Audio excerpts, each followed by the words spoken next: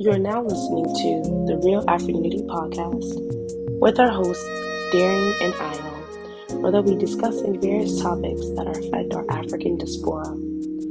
With these conversations, they aim to hopefully bridge the gap between us African Americans with the Nigerian diaspora. They will dismantle the myths and share a new perspective. Please sit back, relax, listen, and enjoy the conversation. Thank you for listening. Thank you. We're here again with another episode, and we have a special guest with us today. He is the founder of O2 Consulting, and he is a dear friend of ours. And we just want to just chop it up with you, man. How you doing today? Good. It's been a while. Young Breezy. Welcome. Thank you, Derry. Thank you, Y. I'm super excited that I'm here today. Real Afro Unity is something that I know Derry has been really passionate about. So being part of this, coming here today is really, really, I feel really excited to be here. So just a little bit about myself. My name is Laolu Olani. From Nigeria. I'm Yoruba you can hear my accent. We all have accents, so no problem. Absolutely. I'm the founder of O2 Consulting, and at O2 Consulting, what we do is primarily analytics, IT, and data analytics. We try to provide solutions for companies around, data, how you can get your data into your systems, how you can derive some actionable insights. Other than doing that, as a company, we strive to help our community as it relates to education, help people, train people to come into the IT world. If you want to be a business analyst, you want to do some data analysis, or you want to do something in IT, we can mentor you, we can train you, and get you on the right track. Beautiful. And basically that's what we do at O2 Consulting as of today. Yeah, that's so true. So when he was talking about Real Afro Unity, the way he was talking about it, about training people, making people understand what it takes to go into data management and everything. That is just my story as well. It is the unity that I have with him as a person that has brought me into the world of IT. Wow. Can you actually talk about that story? Oh, I know you shared it with me in the yeah. past, but I want our guests to know how you guys met, how things happened. So we attend the same church. Okay. But we just say, hey, hello, what's up? And when I got to the US, he just saw me in church. Well, hey, guy, welcome. How are you? It's everything. We exchange pleasantries and afterwards, it's just oh, we should link up. I'm like, oh, yeah, we should link up. And every Sunday, we just see each other and say, oh, we should link up. Then everybody says, we should link up. So one Sunday morning, I just woke up. I said, I was talking to my partner. I'm like, I think I should get Laolu's number because we kept saying we're going to link up. But we never actually took the step to link up and everything. And she was like, oh, that would be nice, So I'm like, okay. When we got to church the following day, the morning, I forgot. So I was leaving. I was already by my car. He just walked up to me. He was like, hey, we just kept saying we're going to link up. We never did. So I'm like, so what did I say this morning? We just exchanged numbers. Yeah. We started talking. The following day, he came to I think the Wednesday of that week, he came to my place. We sat down. He was like, oh, dude, what are you doing? I'm like, oh, this is what I studied. This is what I'm doing presently. He was like, don't you want to go into IT? And I'm like, why not? We're like, so let's make a deal. If you're ready, it takes a bit of work, but if you're ready, I'm going to make sure you're good. He just gives me one or two ideas of where to start from. Beautiful. I did that. I went to his place. He was working from home. That day I went to mirror what he's doing now, the process is like. Beautiful. I took it from there, and here I am today. I'm also beautiful. Look at that. And this, so before you actually attended the church, can you tell our guests what your experience first coming into the country and then meeting him and then all that? Yeah. So when I got into the country, my way of life and my feelings and what I think they are quite different. You know, like I've lived in Europe for a lot of years. You know, I've lived in Africa as well. You know, but I I like became a man in Europe. Let me put it that way. Got it. Apart from my stupid shenanigans in Africa, you know, like this time around, no parents, no friends. This is you now, facing life the way it is, you know. So I've my culture became an European culture basically because that is what I've learned to do. So I'm careful. I'm careful talking to people, not to step on their toes. You know, I'm much more reserved than what I used to be. But here is different, and what I see that is really different is when you get into an European country, people show you like you're welcome. And maybe that is the part of Europe that I went to. Okay. But I feel And for the guests, before you go any further, what part of Europe? France. Okay. France. And what year was this around the time? 2010. Okay. 2010. Basically, like I started living in Europe like in 2010. Apart from maybe going and call me like when I said, okay, I'm going to settle down here, like 2010, and I felt welcome. Felt welcome mostly, not just by the French people, but by the black community in France, in the town I was living then. Nice. Wow. So I felt like I could walk up to anybody as long as they're black and I'm going to get whatever I need from them. A direction, a way of doing things. Maybe things have changed now. I don't know. I'm just talking about my own experience. Right, you know. right. People's experiences are different. Right. So, and that is not, I don't think that is here in the US. Wow. I think that is missing. I think even Africans, they don't necessarily like deal with each other, let alone black American with an African immigrant. Wow. Wow. So I think there is this, maybe it's just in my head, you know. There's this, and you know, there's some friction like that exists. Yeah, and I think to your point, when I moved here as well, initially all of the people I was talking to, nobody could really tell me what to do. Nobody could tell me how to help me. So I needed to find the solution myself. So I did a lot of digging, research myself to understand. You know, I was working back in Nigeria, and when I moved here, I saw, okay, there are transferable skills that I have that I can put in place here. But nobody could really guide me. Nobody could really tell me how those things come together.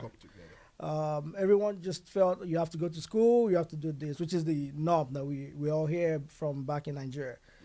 But I decided to take a different route, you know, did my investigation to understand, okay, what exactly works in this environment? There's no decision taken in the US without data backup. They have to back it up with data. They have to do some analysis before they take decisions. So which means this is going to be an important part of the system. 100%. So I think that was how I got into data and analytics. Wow. And then I realized a lot of folks just coming into the country had the same issue that I had, which was why, you know, that was one of the reasons why we started O2 Consulting. Nice. Just so that we can help bridge that gap, you know, try to help people just coming in who do not know what to do, they can't find their feet. We can, you know, train them, you know, give them some experience and see how we can coach them to land the right job. And you're so right. Wow. And just from the question you asked me, because he has done the work, I didn't need to go through the same process again. Wow. And that is what I mean by the Afro Unity. Because he has walked the walk. He can just show me the path. Then I can build my own path off that route that he has given me. I started as a business data analyst, but I'm much more into program management these days. Wow. So I've evolved from just data analysis to like managing the whole program itself. Wow. So that is just one of the benefits of, you know, having someone that you can count on. And that is what will lead me to my next questions. Maybe I will ask you, AY. Yes, sir. So when I say real Afro Unity, what comes to your mind? Wow. Real to me, man. So, okay, just for a little bit of background, I was born here in the States. At the age of 3, I went back to Nigeria to live with my grandmother. Did that for a while. Lived up until like age 9. This is Ife, Ile Ife. So I was in the Like the main Nigeria. Nigeria. So I lived there for a little bit with my grandmother, and then at I believe age 10 or 11, I came back here to live with my parents. So went to school here for a little bit, and then went back when I was like 16 to go into high school there because she saw that I was just like you know. I get it. The main reason why. So he's like, yo, if you stay here any longer, either you're gonna have a kid or you're gonna be in trouble. So let me just take you to where there's a little bit of discipline and where you can get some, some good home training. Because my mom lived as a single mom. She had 3 kids. And so the other 2, my 2 siblings were already there, and then I came to follow. I came to stay with them. And so that experience led me to live in boarding school with amongst other Nigerians. And it was like, first it was scary, but then I got used to it. Right. And in that experience, in boarding school, I was always the guy to come to when you need something. Absolutely. So if you need like small chops, if you need past exams, I acclimated myself pretty well. Let's just say that. I see where you're always been a hustler. You know what I mean? From the beginning, always been a hustler. I always figure out my way in any market. Yeah. And so from that experience, I got to got to spend a lot of time with Nigerians that were my age. You know what I mean? Yeah. Igbos and Yorubas. Yeah. And I got to see the difference in the culture and the overall culture in Nigeria. Yeah. Loved it. Super high expectations. They teach you with like the old school way. Everyone is calculator way. But in Nigeria, you have to get that blue book with the logs. At the back of your notebook. You actually use that in Nigeria. So it opened up my mind in a way that I never experienced. I got flogged a lot of times, but I needed it. Yep. I needed the discipline. Because you had trouble, Because right? I was troublesome. I needed it. So that experience led me to shape who I am today. You understand what I mean? Yeah. Came back after spending about 2.5 years in Nigeria in boarding school. And then when I came back to the States, I saw like the complete opposite. Absolutely. I integrated into high school here, and I just saw that the standards weren't the same. The stuff that they were teaching me were things that teaching me here in the States were things that they were teaching elementary school, JS 1, 2, 3, and they're in high school here. I'm like, God, what's going on here? Then I came and I looked like the genius in the class. You understand? And I'm the average student in Nigeria. I'm like, wait, this is a mismatch. But the one thing that you can't take away from me is my work ethic. So when I came back here, I finished high school in 1 year. Transferred maybe half credits, like 2 years worth of credits here. Yeah. Yep. But because of the high standards that my father has, because when I came back, I lived with my father, that my father has, as well as my mom, there's no way I could disappoint. So I said, okay, I'm here. Let me finish high school so I can integrate myself into college. Yeah. And so that experience in high school led me to my passion in the stock market, because in high school they had us participate in the stock market game. And at this time, my friend introduced a movie to me, The Pursuit of Happiness with Will Smith. Yeah. And I loved the way he acted, and he exposed me to Wall Street and that whole world. And so I was like, okay, wow, great. This is making sense now. I got the movie version, and then I'm doing the high school. They're giving me like the simulation in high school. And so from there, on a half a day of school, I was afraid to go back home because my dad would have been like, okay, what are you doing here? School ends at 5 o'clock. What are you here at 1? Like, why didn't you go study? What are you doing here? You understand what was happening at home that you had to you had to come back home. And so out of that fear of coming back home, I just said, you know what? Let me take this time to actually go to Wall Street to see how this place is. Maybe I can rub shoulders with some people, exchange business cards, not exchange, get business cards. I had a little resume, but it wasn't nothing special. You understand what I mean? But I walked onto Wall Street, and I introduced myself to different people. I was fortunate enough to meet a man by the name of Paul Hugh, and as he was walking into the Trump building, I decided to just approach him and say, "Hey, can you? I'm a guy. Listen. I'll buy a coffee. I will do whatever office errands you need. All I want is just an hour of your time to tell me what you actually do here, because I see you work across the street from the New York Stock Exchange building, and I've watched this movie, Pursuit of Happiness. I understand what they're teaching me in school with the stock market game, but I want to learn it from somebody that's actually here, doing it for real." Right. And so he looked at me like, "Yo, what? Who are you?" Okay, he just, "Here, give me a call when you get home." So he handed me his business card. I gave him a call when I got home. And then from there, my life changed. He said, "Read this book." It was Think and Grow Rich by Napoleon Hill. Then he asked if I finished high school. I said, "No. When I finish high school, come back and you'll have an internship with me. I'll be under my wings and I'll teach you the ropes." This is 17-year-old Ayo. Yeah. Nice. Dyslexic 17-year-old Ayo landed his first internship just like hustling, the same way I did in Nigeria. Absolutely. I brought that same work. You brought our spirit. So what am I New trying to York. say with all of this? So one thing that I realized in my experience here is that the work ethic and just our innate desire to be the best version of ourselves is like none other. And I think that those values are what we can bring to the people here in the diaspora. Absolutely. Like, why are you settling for barely enough? Right. You have the potential to fulfill higher, but because you've been so stripped away from your history, you don't know the power that you have within. By the way, OG Consulting, right? I'm Finances. leading there. Thank you. So with me, I realized that financial literacy isn't taught in school. Yeah. And it's intentional because they want to make sure they have a pipeline of slaves, economically enslaved people. That's what I call slaves, because now there's not black and white. It's not a war of your place in the rankings of economics. Absolutely. And the big disconnect is information.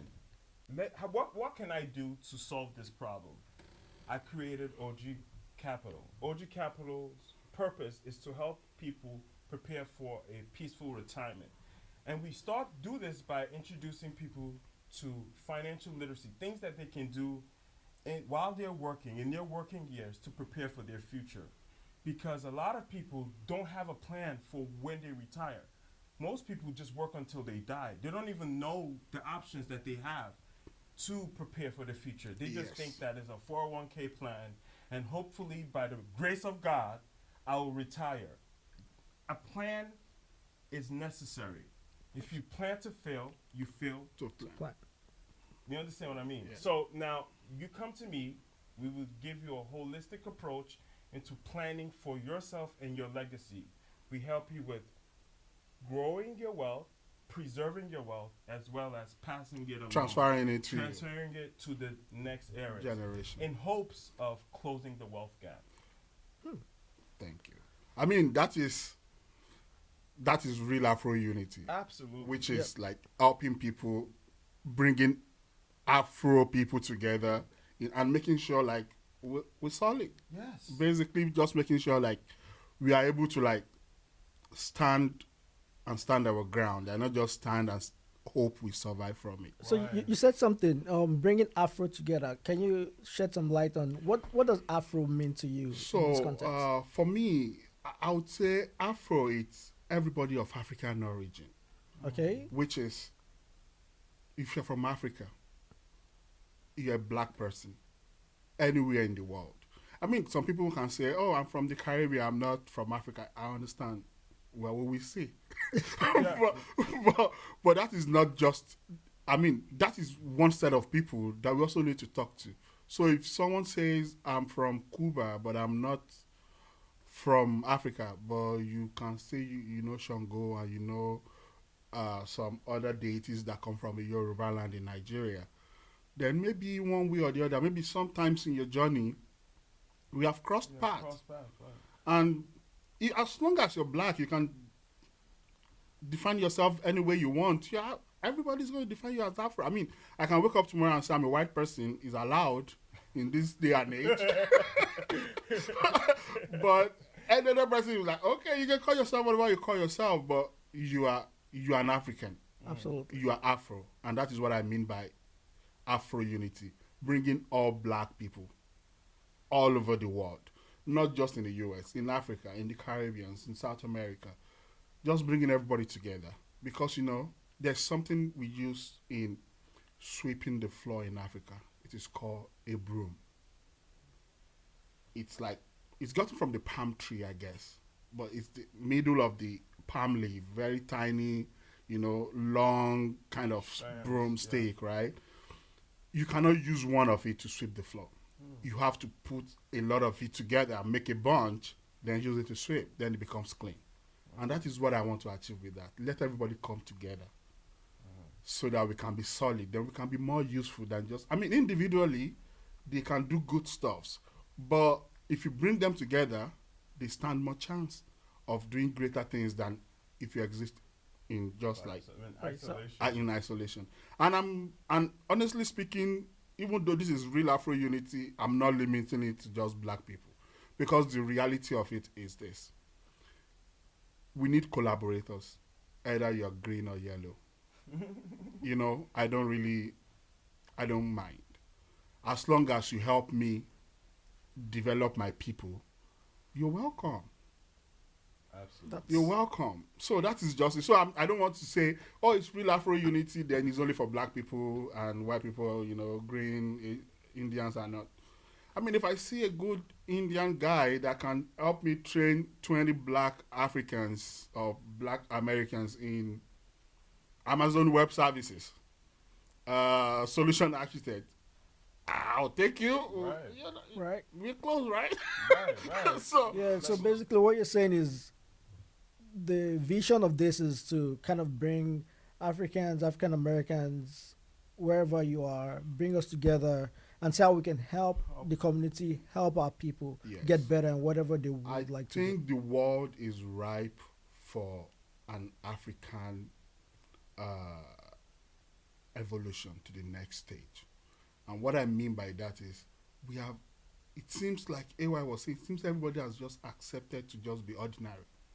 Exactly. But we are not ordinary people. We are kings and queens as we're supposed to be. Yes. I don't know, maybe if you visit Africa, maybe you should see the way kings are being treated. Then you understand what it means when someone says you're a king.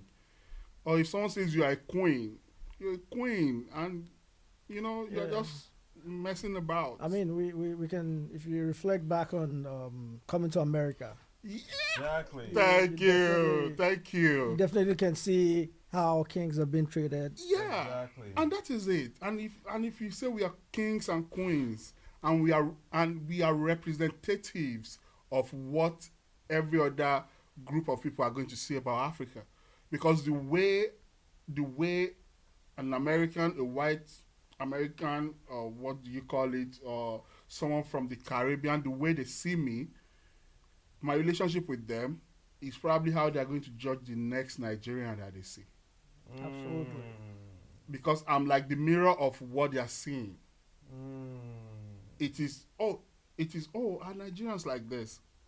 Africans like this. You're so nice. I heard people in Africa are really nice.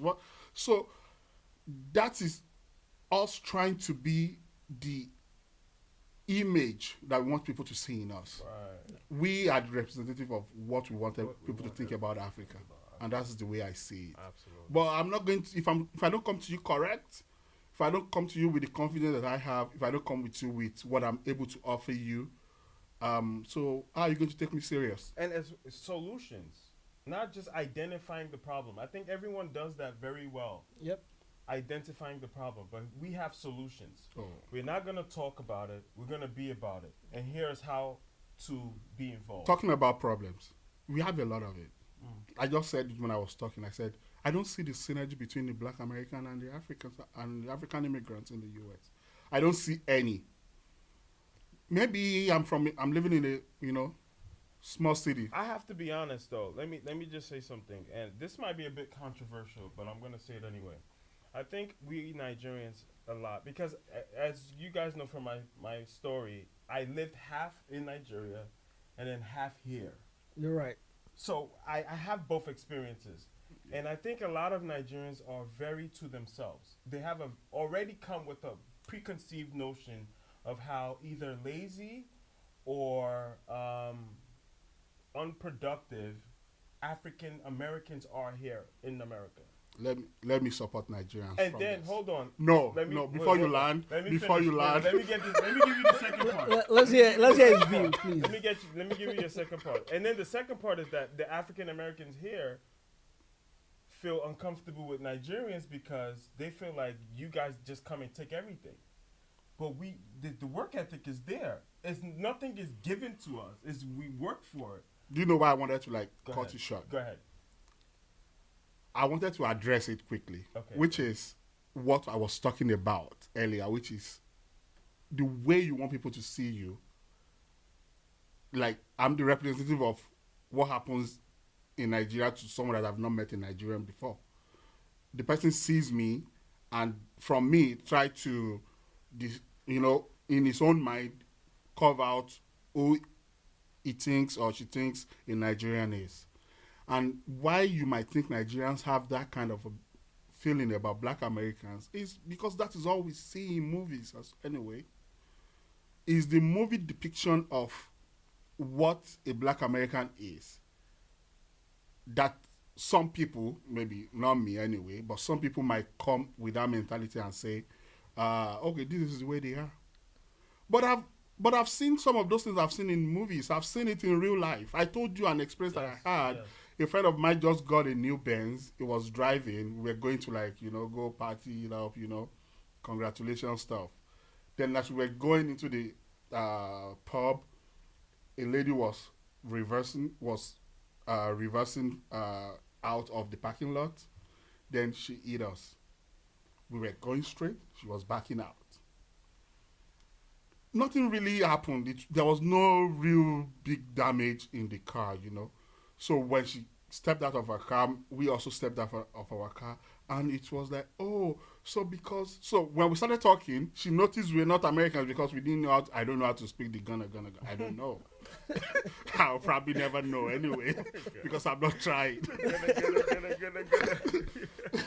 Excuse me. So she immediately noticed that, you guys, you just come, you think you can be just speeding in a parking lot. I'm like, we have the right of way. We're going. You're the one backing out. And you know what she did? She just picked that phone and called the police. So I'm like, okay, we're going to wait now and see what happens. Then the policeman came, asked for, everybody explained what happened, So it was like, okay, I think there are cameras around there. So he's just going to go into one of these stores and ask for the camera, for the recording. So he went into it, asked for the recording, and she was guilty. So the policeman asked, when the policeman gets to an accident situation, what does he do? He asks for a driver's license and your car insurance. She doesn't have a car insurance. And she called the policeman. Like, either you're guilty or not, man. You have to produce your driver's license and your car insurance. Yeah. So I'm like, so you don't have a car insurance. Then you decide to use your phone to call the police yourself. What simple, bro, sorry. I mean, I know, like, okay, maybe I backed into you, but, like, there's no real damage. I don't think we should involve anything. Like, there was no real damage, just maybe a little scratch on the bonnet, like, you clean it up. And that would have been okay. But now my friend was like, okay, now I'm going to replace the bonnet. I'm going to replace my vendor. Because you were stupid. Because a simple sorry could have solved this. And I'm like, yeah. Then now she's in trouble because she's driving without an insurance. So if I've seen 10 times of Maurice show back in Africa, or when I was in France, when people intentionally go to a Maurice show to say you are the father, knowing fully well that they slept with other people. Is that not me? Is that not you proving to me like, okay, maybe what I'm saying is true? But I know people are not like that, frankly speaking. Yeah. So I have something to say about this. Um, we it's easy for us to say Nigerians are like this, Africans are like this, African Americans living in the U.S. or who has been in the U.S. with their grandfathers are like this. But don't you think we all of us are all from the same original background? And then when their great grandfathers came here forcefully, Right. things have evolved over time, which has also affected how they live today. I think that's something really important that we just overlook Yeah. and we cannot understand because we were not in that situation. And that is part of what we are doing. We want to talk about it. Yeah. We want everybody to be able to like express themselves. Absolutely. Maybe I've said a story of how a black American behaved that makes me think she's stupid. Maybe 10 black Americans have 10 stories of how stupid African immigrants are as well, right? But the point of the story is not just to say, oh, actually black Americans are stupid. The point of the story is to say sometimes we have to be careful of how we behave. Even though there has been slavery and it has affected the way each and every one of us relate and think about whatever is going on in our space, we should not let that limit whatever we are doing in life. Absolutely. Did it affect us in the beginning? Yes. But when I was coming to the US, if I'm coming from Africa, I want my brother that I'm meeting here to be the person to hook me up. I don't want to like struggle. I want, hey, bro, you were born here. I met you here. What is happening? What are the things that you can give me, like, make life easier for me? Make me settle down faster than me trying to figure it out myself. Let me ask you a question. All right. So, would you approach an African American that you believe is, you already have a preconceived notion?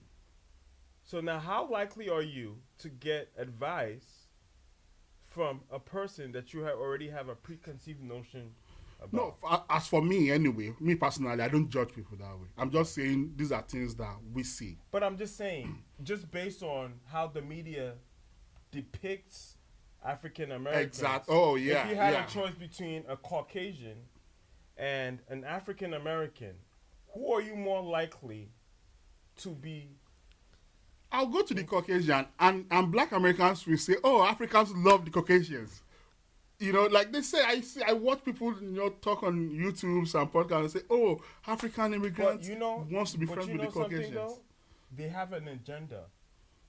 That, not to say, look, I'm a controversial person, so I'm gonna just speak it as it is. All right. They usually have an agenda. If you are planning to be the boss, which most Nigerians are, they're gonna give you just enough. I had to be the one to go to Wall Street. Either that, or I have to go into some Ivy League school where they're scouting people to use for their game.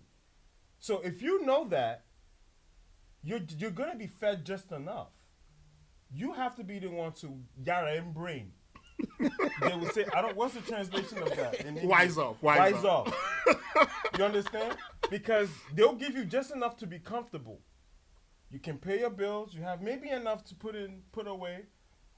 But if you're as ambitious as most Nigerians are, that's not enough. Right. And you have to find a way to either navigate through the corporate system or make alliances with people that are where you want to be. And then give them something of exchange something of value, because you've made yourself valuable. Now that you can exchange something for information that you need to go to the next level. Absolutely. I think, AY, you're spot on that. Yeah. So we have to realize that it's about how much we want it. Whoever can help, can help. But understand that your brothers see you as brothers first. Yes. They see you as an opportunity. And because they have the resources, a lot of time we are like mesmerized by what they have. No, I Go don't ahead. think it is that. I think my problem is acceptability. How do you want me to navigate in a country I don't know anything about when my brother is not willing to help me? Do Or you he think does they help? Do you think they know where they are? or he doesn't know how to help me. I don't know. They don't. I That's don't why know. most of them are not performing at the highest potential. That's what we're trying to say. How? Think about it. How is it that you live here, you have access to libraries, Yep. you have access to the Google. Nigeria, you have to pay for that if you have lights. Right. But you are here and you don't know half the things that people in Nigeria know. So is a misalliance of information. Is intent. One, they're not hungry enough to seek it, and then second is they feed them the basics. So Yeah. they can't really be useful if they don't know half the stuff that they. Coming from Nigeria, where you have to struggle to have lights, struggle to go to school, struggle to do well in school, then finish from school, struggle to get a job because it's super competitive. If you don't know somebody that knows somebody that knows somebody, you may not get the job even though you're smart. Yeah. So you have to find a way to get the job. And the job is never enough. You have to do some extra side hustle just to make sure you're good and your family is good.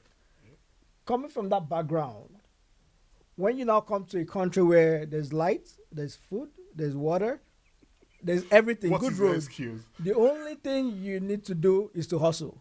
Yeah. You don't have any excuse. And that's the mentality we come with. And we, have all the drive and, that helps us to excel. But I think coming with this real Afro Unity, I think is a great idea. It's something that we can use to partner with African Americans, talk about our history, help them understand where we've also been, and how can we work together? How can we collaborate? Because there's power in unity. How can we 100%. collaborate 100%. to move ourselves together to the next level? I think you just nailed it, because the most important part of this is not just the story around it. It's not just baits people to just click on podcast and listen. Right. It's just the opportunity for us to all sit down and talk about this, and talk about the grievances, if there is any, or the misconceptions that it may stand. I've seen people on YouTube talk about,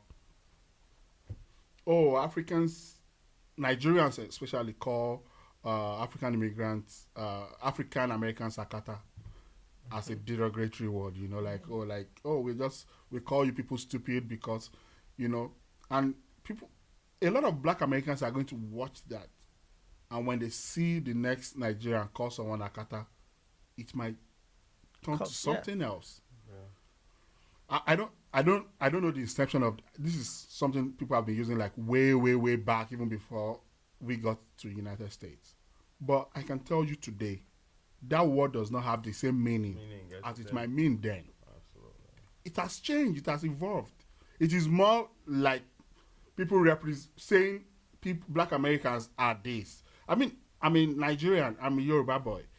I still call people Omona, which means the person is an Igbo boy. But I have Igbo friends and I call them Nna or Omona, Kiloshie, Omona. Like, what's wrong with you? And all this does not mean like I'm saying it's a stupid person, or even though before it might be a bad way of describing someone that is Igbo, right? But now everybody has embraced it. Or you see an Hausa person, you say Aboki. Yep. Aboki means friend. But literally in the beginning, it means someone that is stupid, really. Right. You say, so words have changed the meaning. Yeah. And so people just want to make people go watch podcasts and, on YouTube and get popular for anything. But when you're putting out content like that, you're not helping. Separating people. You're not helping the matter. You're not helping anybody. And as much as we're going to discuss a lot of differences that we have, if we don't talk about it, we don't come to a place of unity. Yeah. If you don't learn to talk about our differences, we don't get to a place where we say, okay, I think this is where I got it wrong. Absolutely. Or I think this is where you got it wrong. Okay, now how do we move forward from this point on? Because See, we can talk from now till tomorrow. But if my brothers where they are or my sisters where they are not doing fine, I can live my life and go. I'll be fine. I can just come to this life, live my life, make sure I do well, make sure my family is all right, and go. I don't have to do this.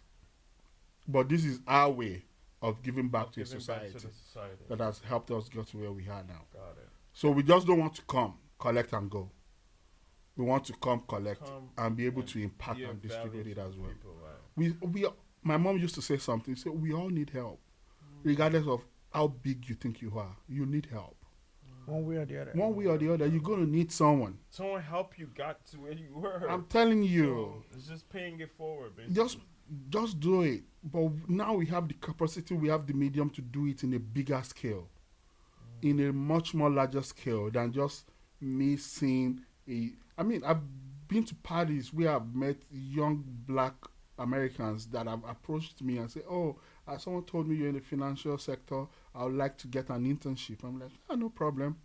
I got to work the following day. I sent a mail to people I know work in HR, sent them links to go fill it up, follow it up and say, okay, let me see the CV you're submitting. Have they called you back? Have you heard back? Follow up with the HR just to make sure you're putting them through. You have a placement. Right. Maybe if you come, you do your IT, then you go back to school. By the time you're done, you already have that on your CV.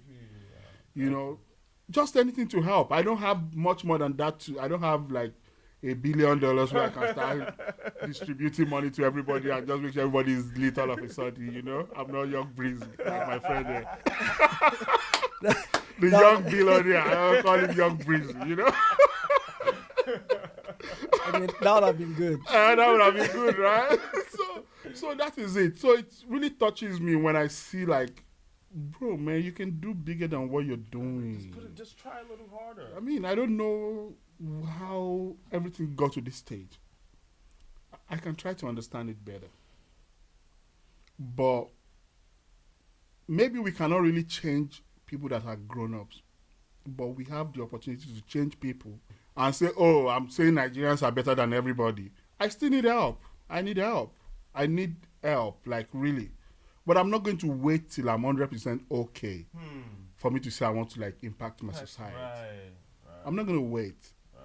I can feed my family, I'm okay to that extent. I can maintain my cars and pay my mortgage. Right. But there are people that are really struggling.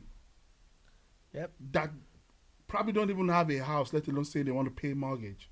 Probably don't have a nice ride, let alone having the latest one to pay car mortgage on. So that is what this is all about. The misunderstanding is going to be there.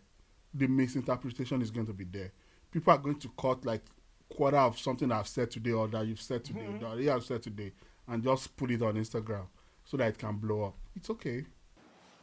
I can go on and on about how this is going to get to people, or the way people are going to see it, or people are going to interpret it, or people are going to misunderstand it. But as you're watching this, the only thing I want you to have the back of your mind is, how can I contribute into making this a reality? Are there stories you want to hear? Are there trainings you want to do? Do you need financial guidance? Do you need a change in career? Do you need someone you can talk to? Do you need a husband? Do you want a wife? Just tell me.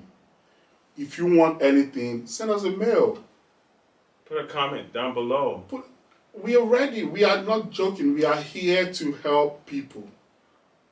Because as we're helping people, we're helping ourselves as well. And our children's future. Yes. And we are changing the narrative. We keep saying, the Caucasians are doing this, they are making sure people maybe it's because they know we are not united. Right. Absolutely. Maybe it's because they know when you're good, you don't want your brother to be good. And they use that against us. They use that against us. Feed you well enough. Yeah, so that you don't care if your brother is hungry. Right. But I want us to be hungry together. Right. I want us to... And we eat together. On our farm, we are hungry in French, we are here to impact ourselves. Right. I want to learn a lot about. I always tell you. I think the last time we were together in my place, I said, I just love the way Black Americans talk. I just enjoy their it. accent. Yeah, you'll say. I love it. I will never be able to do it. I know, but I can watch a Black American talk for 1 hour. I will not blink. I'm telling you, the accent is something else. I just love it. Or maybe even when they're hungry, the ladies are, they are throwing their fingers like, I'm like, yeah! It's like I'm watching a movie. Oh my goodness. So, that's just the fun part of it. Please but I want forgive him, guys. He's still starstruck. Yeah, like I enjoy it. I'm like, yo, bro, we gotta do it. I'm not going to, don't let me fool myself. I'm not going to be able to do it. But I enjoy it. I enjoy it. And I want to, make more friends, learn more about people, and bring people together. And let me see where you can help me or where we can help you. Just to move you to that next level. No problem. You work in Burger King. It's okay. You can be the manager. Right? You don't have to be the one turning the burgers all the time. Why can't you do 1 or 2 trainings or courses, short period, that can make you the manager faster than the number of years you're supposed to go? Or maybe when you become the manager, you understand the business of getting a franchise. Right. Then you can have your own. And you don't have to be managing for someone else. I'm glad you mentioned that so much. I think, for me, the way I want to help my community is through ownership. And ownership is how you get a seat at the table. Yeah. And we are, a lot of African Americans are okay being the renters or the ones that are just that never own, and they think they can't do it. You can. It's possible. It might take you some time, but it's possible because it's a process. It's a process, and the first thing you have to own is your decisions. Right. And then from there, we can own assets. Yeah. But the way to help, for me, is to just enlighten people about the economic warfare that we're facing and how we can arm ourselves with knowledge to fight properly. There are a lot of tools. There's life insurance, there are 401k plans, 529 plans for your children. There are so many tools. There's options, stocks. I want to just enlighten people on how we can really get to this bag, because we have a lot of money in this country, Right. but it's concentrated on the top. And with knowledge, you can have your access to that asset and to that place. And so I think no matter how good you might eat, how many cars you have, if you're economically oppressed, there's no way that you feel comfortable with yourself. Right. Yeah, I think that is true, and I think that is where O2 Consulting also comes in, because, like we said, the most interesting part of it is you don't have to stay where you are. You don't have a degree. It's okay. Come, let's train you. Right. You don't have Qualification. masters or PhDs. Don't worry. Come. We are willing to train you in a path that is going to make your life better than when you met us. Absolutely. And that is what we want to be able to achieve. Whatever brings you to real Afro unity, we want to make sure you're better off when you're living. If you ever had to leave.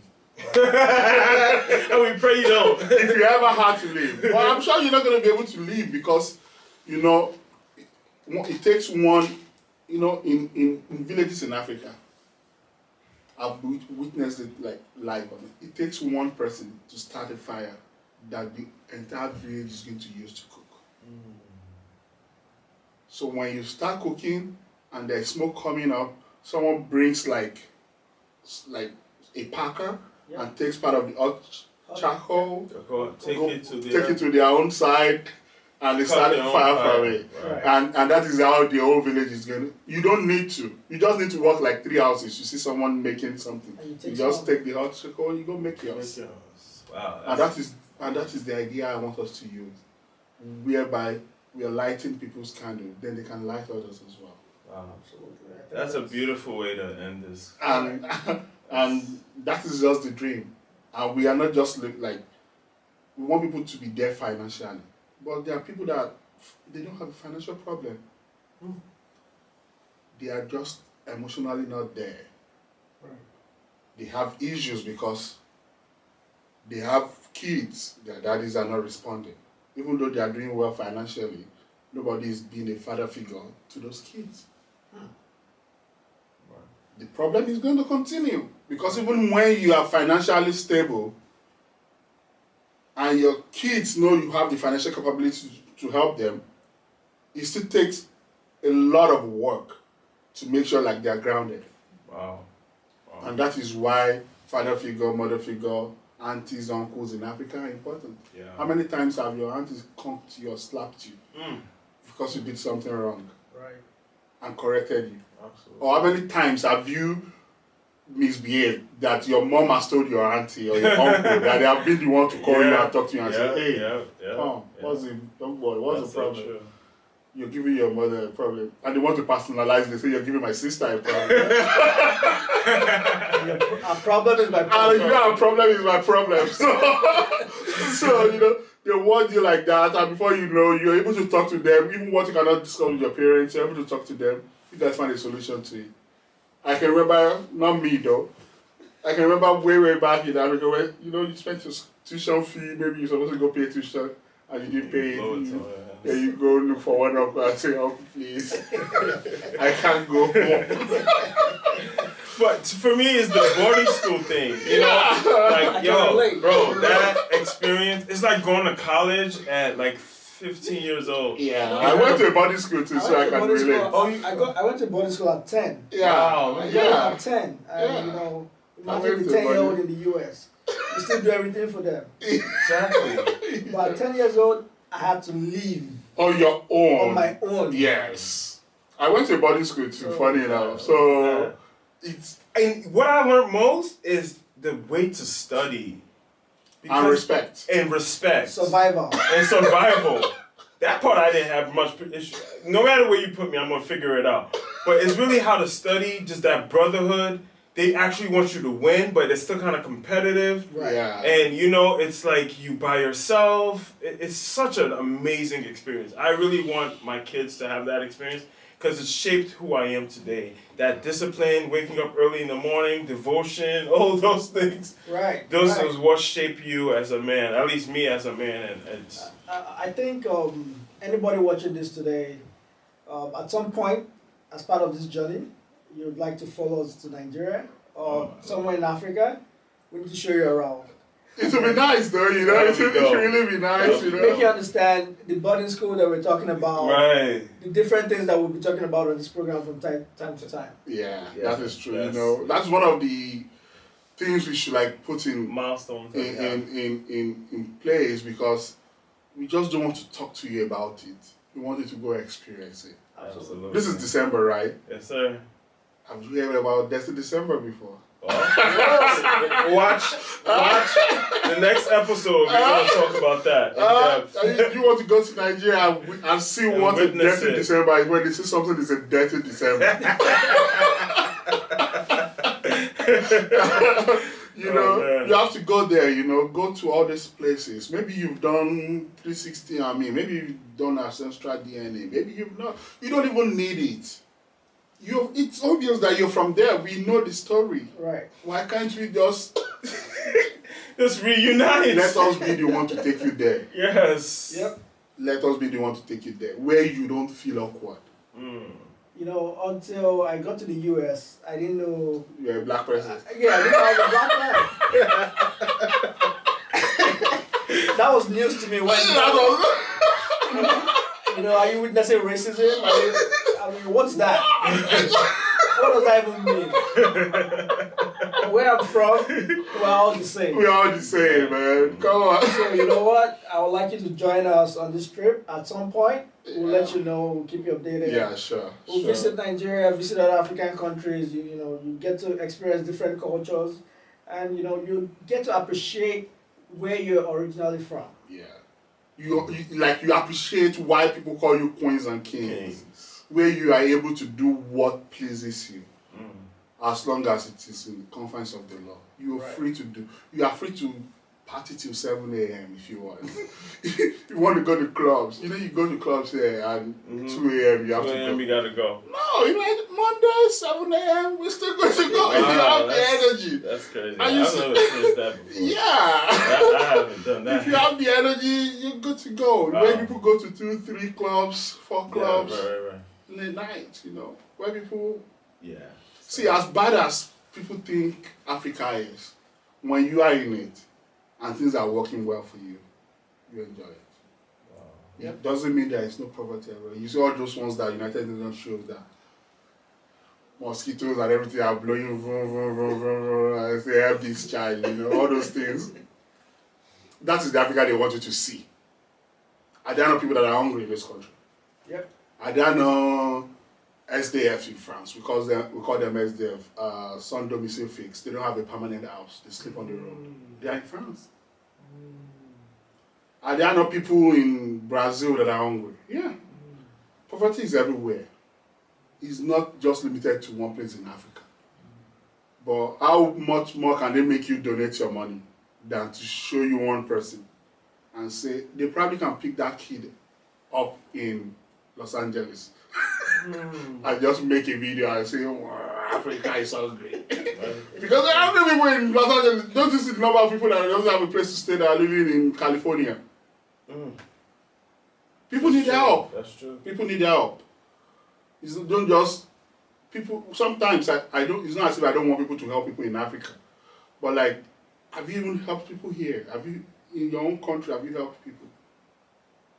And that is why I'm making this like an all African thing, because we can help ourselves. Why should we wait for UNICEF or United Nations to be the one to help us? Why must we wait for them? Can't we help ourselves? We are doing data analysis in the US. We are good at it. Companies look to us to do it. Can't we train people too? Don't we need data in Africa? Right. We do. Oh, you need to start with electricity though, right? Yeah, it's getting there. Okay. But can the two of us give Nigeria the whole of electricity they need? No, we can't. I still don't. But we are going know together. that's even the case, though. It's going to get to a place where people are going to wake up. But people are going to wake up, but you have to wake people up as well. Got it. And that is this opportunity. So when he's able to train someone in Gambia, data analysis, that person's mindset is not going to be limited to what is happening in Gambia alone. Because probably he's working with data that is from Bangladesh. So he sees what is happening there. For you, and I want to end my own side of it with this analysis. Long time ago, I wanted to change the whole world. I was striving, wanted to change it. But I met a wise old man that told me, for you to change the world, you have to change yourself. Then you will have impact on your family. Your family will have impact on your neighborhood. Your neighborhood will have impact in your city. Your city will have impact in your state. Your state will impact your country. Your country will impact the region. The region impacts the continent. The continent impacts the world. And that way, you'll be able to change the world. Because if you decide to start from the top, you are never going to achieve anything. And that is where I drop my mic on this. Over to you. Beautiful. Young Brazen. I just want to say, I've learned a lot from Indians living in the U.S. They always come together. They do things together. They help themselves, and they grow together. And that's what I've seen working for them here, home and away. A lot of them come here do stuff, learn a lot of things, go develop their country, set up some tech things in their country, and help both those in their country and those that are here. I think if we work together as Africans, African Americans, if we work together, we have the population, we have the skills, we have the knowledge. If we come together and we collaborate, we will help ourselves as individuals and we'll be able to help ourselves collectively. Nice one. Beautiful. Nice one. Beautiful. Nice. And for me, the thing that ties us all together is money. You have to know how to grow your money, preserve your money, and pass it along, no matter what you do. So, a plan to do that, the knowledge of the different tools that are available, how you can utilize life insurance, for example, to create your own banking system, to escape from what is the traditional banking system.